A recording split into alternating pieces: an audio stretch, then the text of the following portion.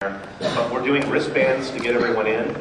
The wristbands are going to be available at the registration desk at 6:50, just prior to the last talk of the day. You get a wristband that gets yourself in the door, and then you get a business card that you exchange at the front door for drink tickets. And there you get your drinks taken care of. So you'll need both the wristband to get in and the business cards to get your drink tickets going. So, and once again, 6:50 before the last talk, registration desk. And right now we got a longtime friend of Toorcon. Dan was just saying 6 years, 7 years now? 6 years.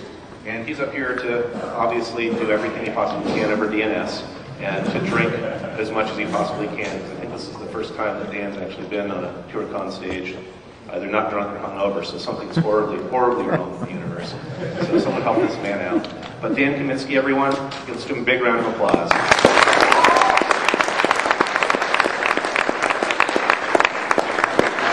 What's up, guys? Yo. I love this con. So, not really what the whole talk's about, but last year I talked about pretty pictures from data and code and software, and I kind of ported it all to Winamp. It wasn't supposed to be useful, it was just supposed to be all pretty. And then I, started throwing it at audio captions. Like you hear 1, 3, 5, 5. And it turns out this thing that was just for fun and cool and neat, it kind of actually shows you, oh hey look, here's the number repeated, and there's a number repeated. So anyone who's interested in that kind of audio processing stuff, come find me later. It's not what this talk is going to be about though. This talk is about midgets over DNS. Damn it, Beetle, that was supposed to be a surprise. No. We're actually going to talk about a new subject that I've kind of avoided year after year after year, which is how do I drink this much beer? So I've gone through a lot of things over the years. I've played with SSH, I've swept networks, I'll do it repeatedly. Billion packets can't be wrong. I've done way too many things with DNS. I really try to avoid it. And I've avoided the web. Because, growing up, San Francisco, late 90s, everyone was doing web stuff. And I'm like, I don't want to mess with the web. It's JavaScript. This is such a crappy language. This language is awesome. There's so much crap you can make it do. Seriously, it's not a moon, that's a web browser.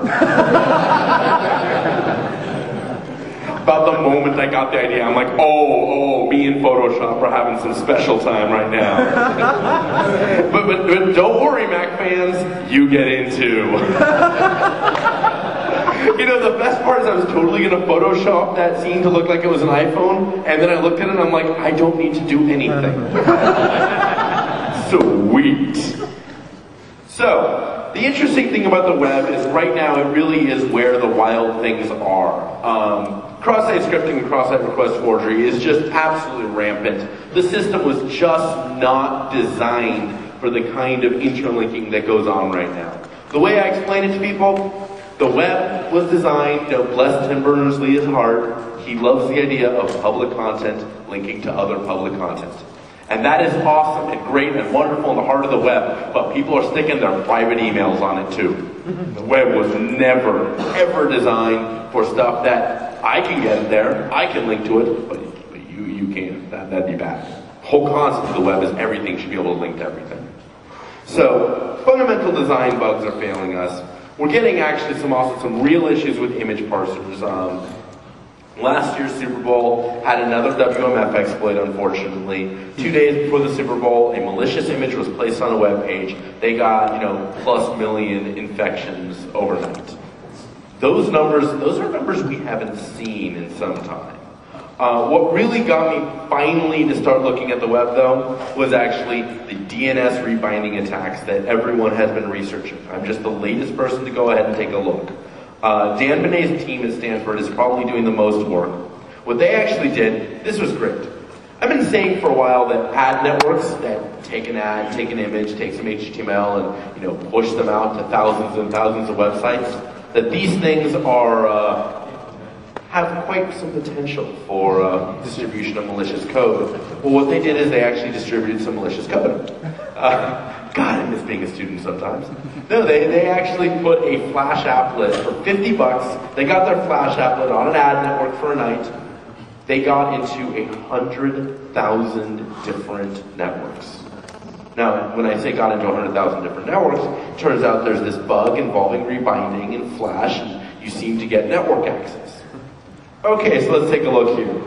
DNS is involved, tunneling is involved, getting behind firewalls is involved.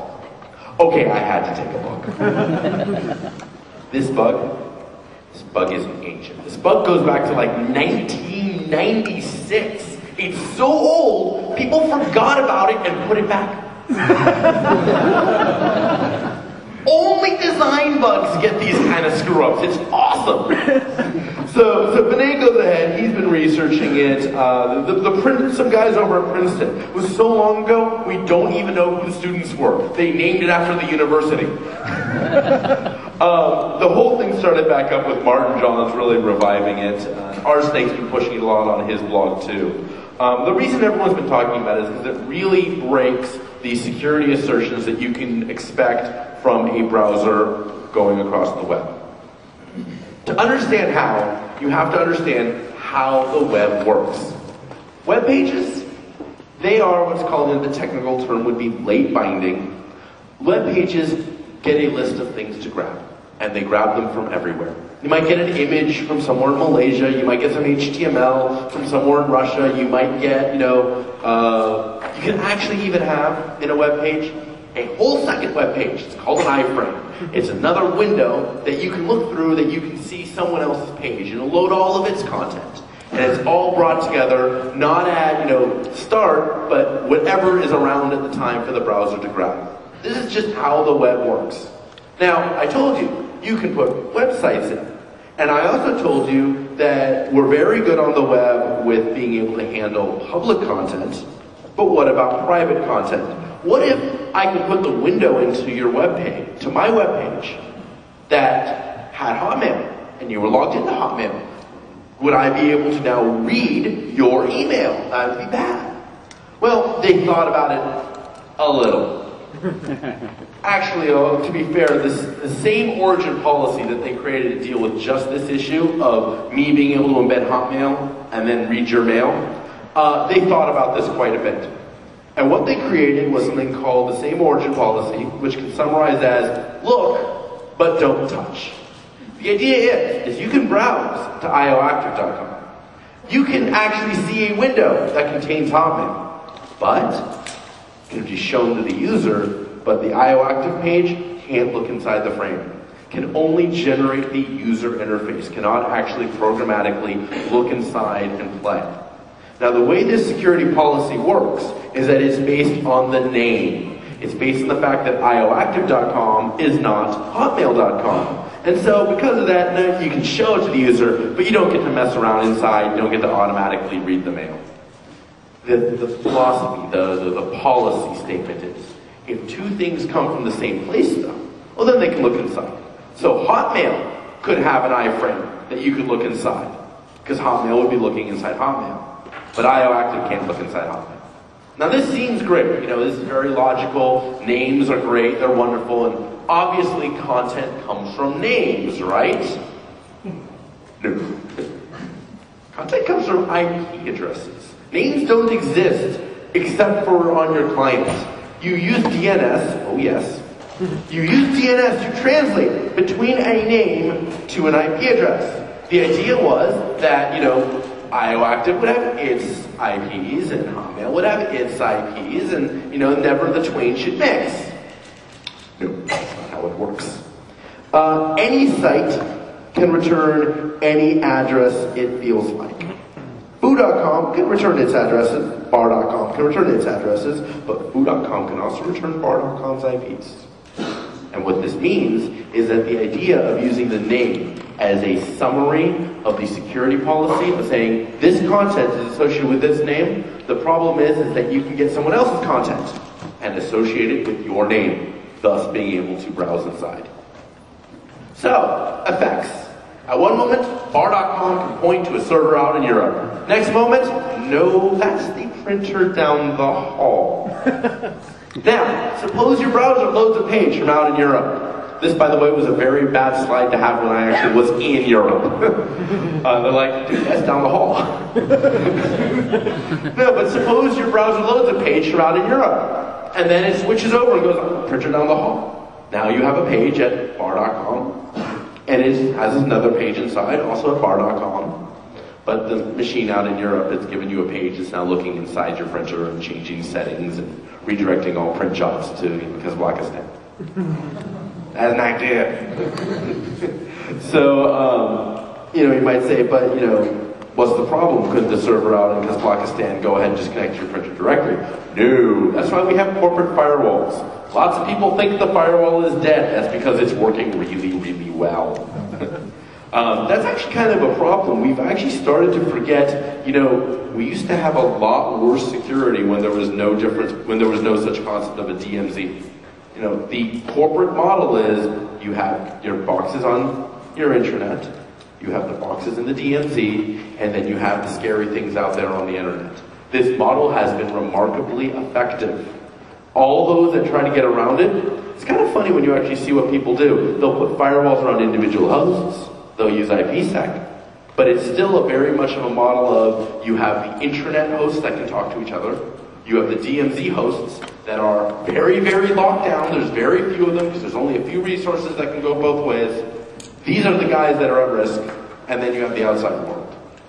That model has actually, that is why all the attacks have gone to the client, because the servers actually gotten locked down pretty well. Unfortunately, what's happening is that we're using the client to get around all these firewalls, and now we can just get to the servers from behind. Crap.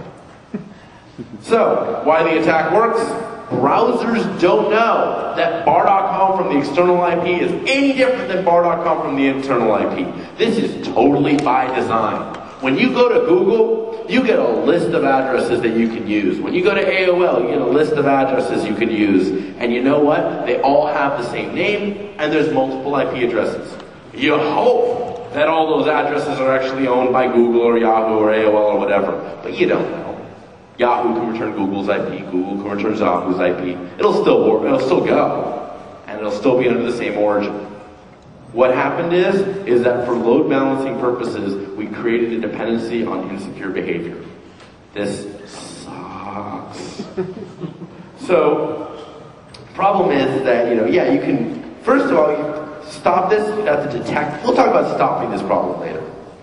So what's the canonical attack? Well, the canonical attack is actually getting around a firewall.